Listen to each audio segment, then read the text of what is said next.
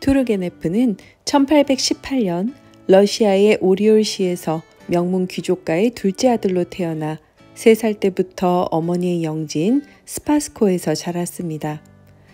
아버지는 전통 있는 명문 귀족 출신이었지만 경제적으로 몰락한 상태였기 때문에 6살 연상의 대지주인 어머니와 결혼했습니다. 미남이고 체격이 좋았던 아버지는 우유부단하고 소심한 성격이었으며 20개의 영지와 5,000명의 농노를 거느린 대지주였던 어머니는 오만하고 욕심 많은 여인이었습니다. 그녀는 영지의 농노들을 철저하게 착취했고 체형을 가하는 등 학대했으며 심지어 어린 투르게네프도 채찍으로 때릴 만큼 표독한 독재자였습니다. 투르게네프는 어렸을 때부터 농노들의 비참한 생활을 보며 자랐고 따라서 스파스코에서의 보낸 유년 시절은 그에게 큰 영향을 미쳤습니다. 농노제에 대한 비판의식, 농민들에 대한 연민과 공감 등이 모두 이때 형성되었습니다. 그의 어머니는 두 아들을 위해 여러 명의 가정교사를 두고 신학, 역사, 라틴어와 외국어, 수학, 과학 등을 가르쳤지만 그를 러시아 문학에 눈뜨게 한 것은 나무 그늘에서 책을 읽어주던 늙은 농노였다고 합니다. 또한 어린 투르게네프는 산지기, 사냥꾼을 따라다니며 자연에 묻혀 사는 즐거움을 알게 됐습니다. 1827년 그의 가족은 두 형제의 대학 진학을 준비하기 위해 모스크바로 이사합니다. 그리고 투르게네프는 15세가 되던 1833년에 모스크바 대학에 진학했다가 이듬해에 페테르부르크 대학으로 옮겼습니다. 그러나 당시 황실과 정부는 1825년의 12월당 사건 이후로 자유주의 사상의 확산을 막기 위해 대학을 탄압하고 있었기 때문에 그가 대학을 다니던 당시의 분위기는 매우 어두웠습니다. 그 속에서도 투르게네프는 동료들과 비밀 집회에 참가하며 자유주의 사상과 전제 정치에 대한 비판을 했습니다.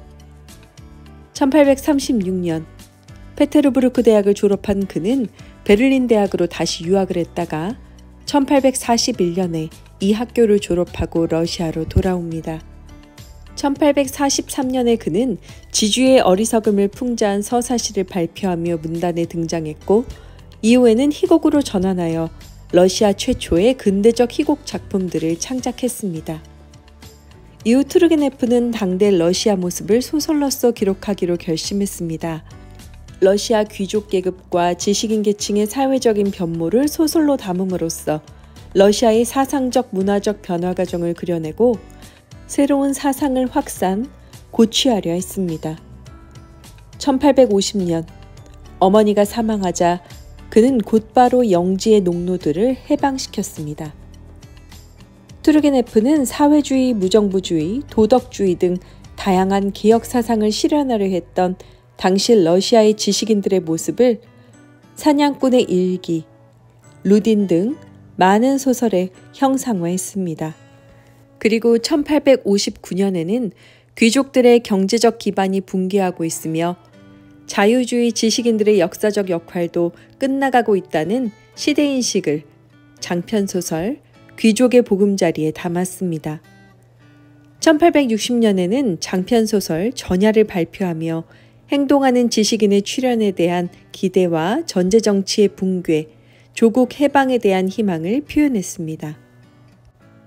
러시아 정부가 줄곧 진보적 지식인들을 탄압하는 가운데 농노제를 열렬히 비판하던 투르게네프는 그가 고골리에 대한 추도문을 발표한 것이 검열제도를 위반했다는 구실로 얼마간 구류됐고 1년 반 동안 스파스코에로 추방당했습니다. 1863년에 폴란드 반란과 1866년에 러시아 황제 암살 기도 사건 뒤에 이러한 탄압은 더욱 극심해졌습니다. 이 시기에 투르게네프는 탄압을 피해 주로 프랑스에 머물면서 농노제를 비판하는 등의 활동을 했는데 이로 인해 만년에 러시아로 돌아와 그의 마지막 장편소설 처녀지는 급박하게 변화하던 당시의 정세와 점차 민중주의적인 경향을 띠던 러시아 혁명의 운동의 변화를 정확히 그려내지 못했다고 평가되기도 합니다.